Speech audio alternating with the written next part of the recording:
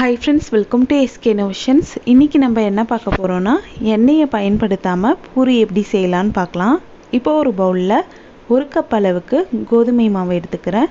நீங்க கோதுமை மாவுக்கு பதிலா மைதா மாவு கூட பயன்படுத்திக்கலாம். அடுத்து இதோட தேவையான அளவுக்கு உப்பு சேர்த்துக்கிறேன். கூடவே 1 டீஸ்பூன் அளவுக்கு சமையல் எண்ணெய் சேர்த்துக்கலாம். இப்போ இதை நல்லா ஒன் டைம் மிக்ஸ் பண்ணி விட்டுக்கலாம். இது நல்லா மிக்ஸ் பண்ணிட்ட பிறகு இதுக்கு தேவையான அளவுக்கு தண்ணி சேர்த்துக்கலாம். தண்ணி பார்த்திங்கன்னா நீங்கள் 1 கப் அளவுக்கு கோதுமை மாவுக்கு அரை கப்புக்கும் கொஞ்சம் குறைவாக நீங்கள் தண்ணி சேர்த்திங்கன்னா கரெக்டாக இருக்கும்.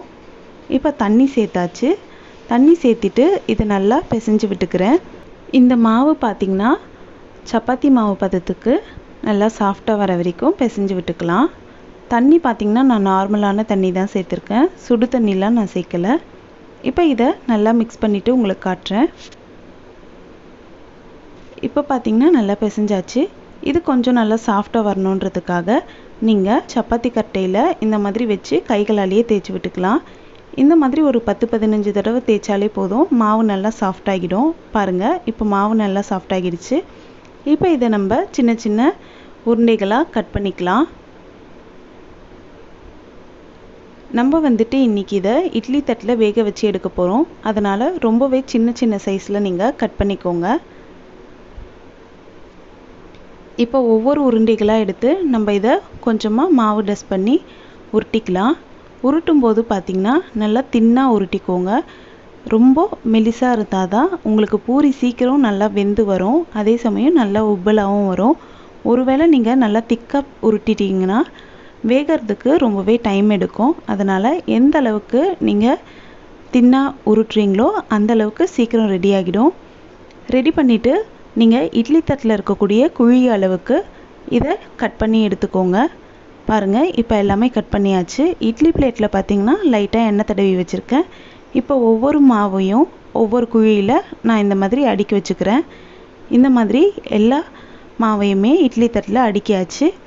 இப்போ பார்த்திங்கன்னா இட்லி தட்டில் 1 கிளாஸ் அளவுக்கு தண்ணி சேர்த்து, தண்ணி நல்லா கொதி வந்ததும் இட்லி தட்டை உள்ளே வச்சுட்டு நம்ம இதை க்ளோஸ் பண்ணி 5 நிமிஷம் சிம் ஃப்ளேமில் வச்சு வேக வச்சு எடுத்துக்கலாம். இப்போ பார்த்திங்கன்னா 5 நிமிஷம் ஆகிடுச்சு. நம்ம இதை ஓப்பன் பண்ணிக்கலாம். ஓப்பன் பண்ணிவிட்டு இதை நான் வெளியில் எடுத்துடுறேன். எடுத்துட்டு இது ஒவ்வொரு மாவையுமே தனித்தனியாக எடுத்து நம்ம திருப்பி விட்டுக்கலாம். பாருங்கள், இந்த மாதிரி ஒவ்வொன்றுமே நல்லா திருப்பி விட்டுக்கோங்க. இந்த மாதிரி திருப்பி விட்டுட்டு நம்ம திரும்பவும் இதை 5 நிமிஷம் சிம் ஃப்ளேமில் வச்சு இட்லி குக்கரில் வச்சு வேக வச்சு எடுத்துக்க போகிறோம். அதே மாதிரி தண்ணி கொதிச்சதும் உள்ளே வச்சுட்டு க்ளோஸ் பண்ணி 5 நிமிஷம் சிம் ஃப்ளேமில் வச்சு வேக வச்சு எடுத்துக்கோங்க. இப்போ 5 நிமிஷம் ஆகிடுச்சு. நம்ம ஸ்டவ் ஆஃப் பண்ணிவிட்டு இதை ஓப்பன் பண்ணி பார்த்துடலாம். பாருங்கள், ஆல்மோஸ்ட் பூரி ரெடி ஆகிடுச்சு. இப்போ இதை நான் வெளியில் எடுத்துடுறேன். இப்போ இதை ஒரு பிளேட்க்கு மாற்றிக்கலாம். பிளேட்க்கு மாற்றியாச்சு. அடுத்து இப்போ ஒரு கடாயிலையோ இல்லாட்டி குக்கர்லேயோ ஒரு ஸ்டாண்டோ இல்லாட்டி டிஃபன் பாக்ஸோ வச்சுட்டு நீங்கள் இந்த பிளேட்டை வச்சிடலாம். பிளேட் பார்த்திங்கன்னா கடாயிலையோ குக்கர்லேயோ ஒட்டி இருக்கக்கூடாது, மிடில் இருக்க மாதிரி வச்சுக்கோங்க. இப்போ இந்த தட்டை போட்டு மூடி 5லேருந்து 10 நிமிஷம் மீடியம் ஃப்ளேமில் வச்சு எடுத்துக்கோங்க. அவ்வளோதான், நம்மளோட பூரி சூப்பராக ரெடி ஆகிடுச்சு. நீங்கள் இன்னுமே தின்னாக போட்டிங்கன்னா ஒரு 5 நிமிஷத்துலேயே உங்களுக்கு நல்லா பூரி உப்பி சூப்பராக வந்துடும். இனிமேல் பூரி வேணும்னா எண்ணெயில் பொரிச்சு எடுக்கணுன்ட்டு அவசியமே இல்லை. இந்த மாதிரி ஹெல்த்தியான முறையிலையும் நம்ம பூரி செய்யலாம்.